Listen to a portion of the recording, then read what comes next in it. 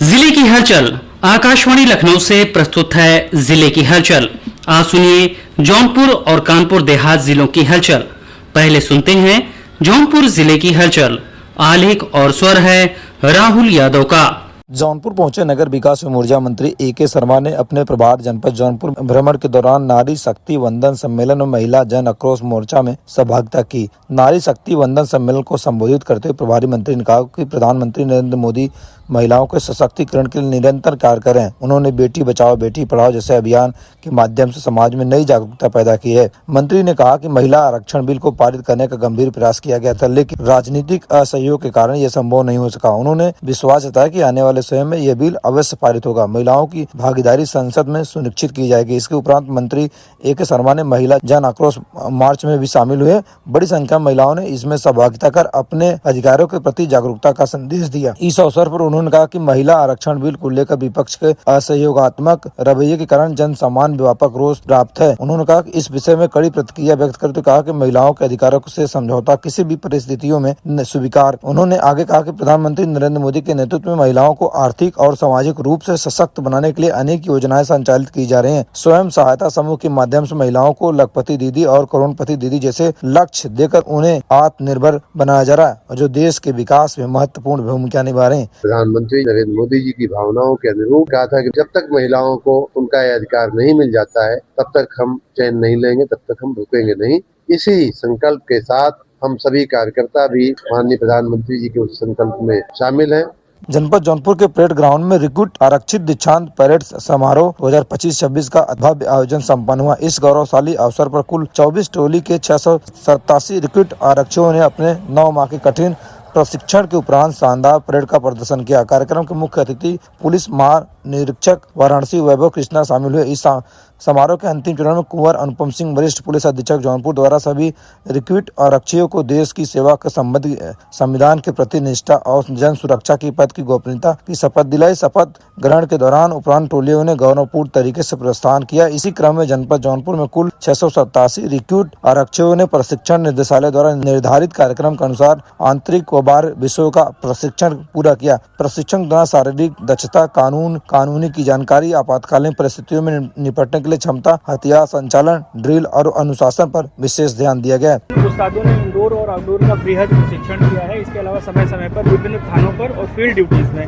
Exposure सभी बच्चों को दिया गया हुआ है। अब वो थानों पर जाने के लिए तैनात होने के लिए तैयार हैं। आज से उनकी पोस्टिंग सभी थानों पर हो जाएगी, जिससे थाने की स्ट्रेंथ जो है वो भी बहुत मजबूत होगी। जौनपुर जिले की महिलाएं अपनी मेहनत और हौसले के दम पर पूरे प्रदेश में एक नई पहचान बनाए। उत्तर प्रदेश राज्य ग्रामीण आजीविका मिशन के तहत जुड़ी इन महिलाओं ने गोबर से अगरबत्ती, दीपक, दिए बनाकर आत्मनिर्भरता की मिसाल पेश की है। आज दर्जनों महिलाएं इस काम से जुड़कर न सिर्फ अपने परिवार का सहारा बने बल्कि समाज में भी अपनी अलग पहचान स्थापित करें। कुछ समय पहले तक इन महिलाओं के पास कोई अस्थायी रोजगार नहीं था। जब उन्हें राज्य ग्रामीण आजीविका मिशन के बारे में जानकारी मिली तो उन्होंने स्वयं सहायता समूह बनाकर इस योजना से जुड़ने का निर्णय लिया। प्रशिक्षण और सरकारी सहयोग के बाद उन्होंने गोबर से पर्यावरण अनुकूल उत्पादन बनाना शुरू किया। खास बात यह कि इन उत्पादों की मांग त्योहारों, पूजा पाठ के दौरान और भी बढ़ जाती है। इससे इनकी आमदनी लगातार बढ़े और वह हर महीने अच्छा मुनाफा कमा रहे। पहले उन्हें रोजगार न होने के कारण काफी परेशानियों का सामना करना पड़ता था, लेकिन अब स्थिति पूरी तरह बदल चुकी। महिलाओं ने देश के प्रधानमंत्री नरेंद्र मोदी और उत्तर प्रदेश के मुख्यमंत्री योगी आदित्यनाथ का भी धन्यवाद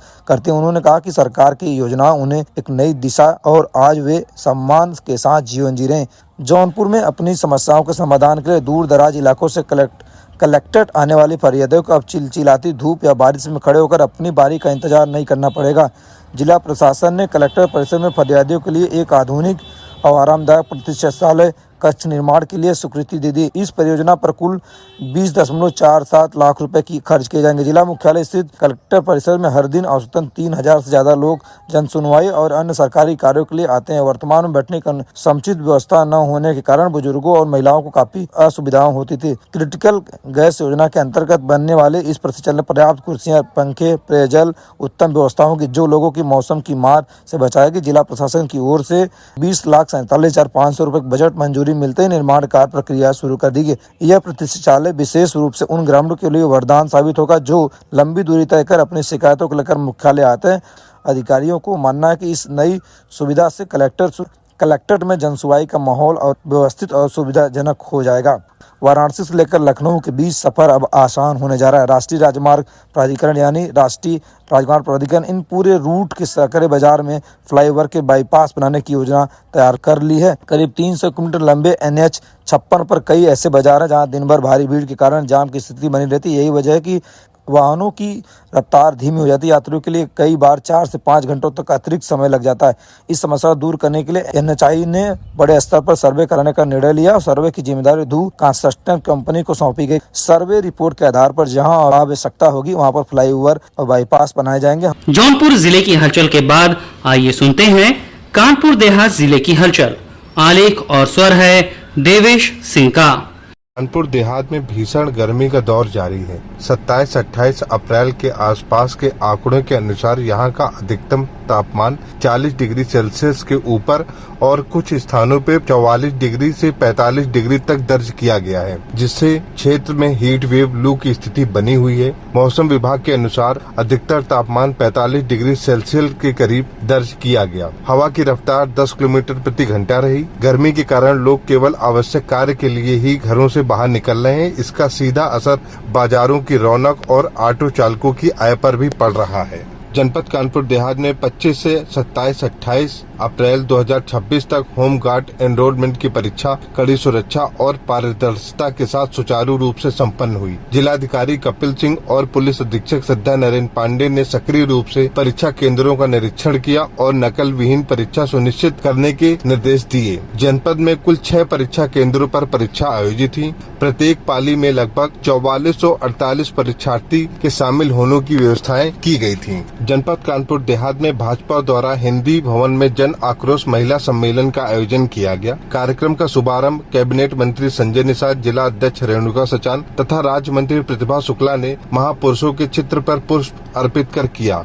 कैबिनेट मंत्री संजय निषाद ने कहा कि भाजपा महिलाओं को राजनीति और नीति निर्माण में भागीदारी देने के लिए पूरी तरह प्रतिबद्ध है। उन्होंने 16 व 17 अप्रैल को संसद में विपक्षी गठबंधन के आचरण की निंदा करते हुए इसे अलोकतांत्रिक और महिला विरोधी बताया। उनका कहना था कि महिलाओं को निर्णय प्रक्रिया में हिस्सा देना उनका अधिकार है, जिसे वर्षों तक रोका गया। कैबिनेट मंत्री संजय निषाद ने कहा कि प्रधानमंत्री नरेंद्र मोदी के नेतृत्व में सरकार महिलाओं के अधिकारों के लिए प्रतिबद्ध है। किसी भी महिला विरोधी ताकत के खिलाफ मजबूती से खड़ी रहेगी। उन्होंने आरोप लगाया कि विपक्षी दल महिलाओं को अधिकार मिलने से घबरा रहे हैं। विधानसभा अध्यक्ष सतीश महाना ने नारी शक्ति वंदन अधिनियम के लोकसभा में पारित नहीं होने पर विपक्षी पार्टियों पर निशाना साधते हुए कहा कि आज देश ने इन दलों का असली चेहरा देख लिया है। उन्होंने आरोप लगाया कि लोकसभा और राज्य विधानसभाओं में 1/3 सीटें महिलाओं के लिए आरक्षित करने वाले संविधान संशोधन को रोककर विपक्ष ने महिलाओं को वैध अधिकारों से उन्हें वंचित किया है। श्री महाना ने कहा कि आज देश की महिलाओं को पूरा राष्ट्र इस घटनाक्रम को देख रहा है। उन्होंने यह भी कहा कि नारी शक्ति का जो अपमान हुआ है उसे कभी माफ नहीं किया जाएगा।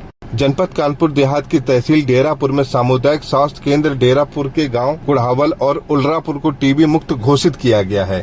इस महत्वपूर्ण उपलब्धि पर CHC अधीक्षक डॉक्टर अशोक कुमार ने दोनों गांव के प्रधानों को सम्मानित किया है। कानपुर देहात में NGT के निर्देशों के अनुपालन में स्वास्थ्य विभाग ने एक विशेष अभियान चलाया गया। जो है हम लोग मार्च में 30-38 लोगों का सैंपल कराया था। पूर्व में भी सैंपल होगा हर महीने 2 महीने के अंतराल पे। वहाँ पे जो रनिया क्षेत्र में जो प्रभावित एरिया है वहाँ के सैंपल कराया जाता है, तो उसका कराया था। तो हम लोगों ने ये था आकाशवाणी लखनऊ के क्षेत्रीय समाचार एकांश द्वारा प्रस्तुत जिले की हलचल का आज का अंक।